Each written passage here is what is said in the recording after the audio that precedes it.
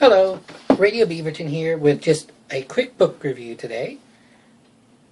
This book is Irish Secrets, German Espionage in Wartime Ireland. I know, where do I find these books? They're hard to find.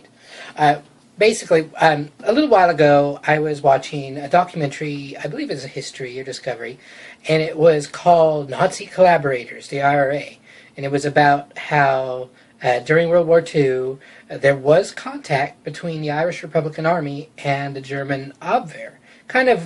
It wasn't that the IRA were like wanting to join the Nazis, it was more of those, the enemy of my enemy is my friend sort of thing.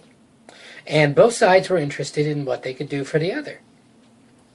So I wanted to learn more about it. So I went out and I found this book. Unfortunately, it doesn't have a lot to do with the topic of that. This book, it's very good. It's kind of thick. It is about 380 pages long. It's readable. It's by Mark M. Hull.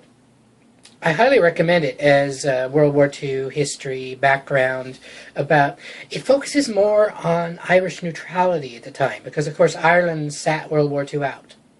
They felt like they had to sit it out because even if they joined after the Americans joined the war, if they would have said, okay, we're not joining because of you British, we're joining because of the Americans, where a lot of Irish people live, they still felt like they were going to be joining the hated enemy. Because remember, in 1940, it had barely been 20 years, 20 years since the Irish War of Independence in the 20s, and all of the troubles before, and there was yet more to come. But this book does talk a little bit about Plan Kathleen. It talks a little bit about the nebulous contacts, because they really didn't go very far at all, between the German Abwehr and the Irish. What this book does do is it gives you a very good overview of German espionage in Ireland and England. It goes into a lot of detail about the agents. It goes into a lot of detail about about how espionage worked at the time. He talks about things like the book code.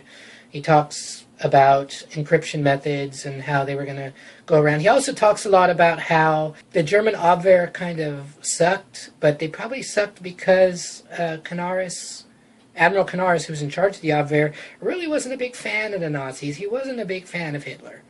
And he was more just kind of going through the motions. And there's a lot of debate to this day just how much he may have been sabotaging his own efforts. Was he really working for the Germans or trying to undermine them? It's a very good book. It goes into a lot of detail. It's kind of dry. It isn't really it's more of a history. You're going to have to really be more interested in the topic to make it through. It's not really something you're going to be reading at the airport to kill time, unless you're me. So that's my book report today. And if Irish history or World War II history or intelligence history interests you, this book's worth a glance. And thank you for watching, and I will see you next time.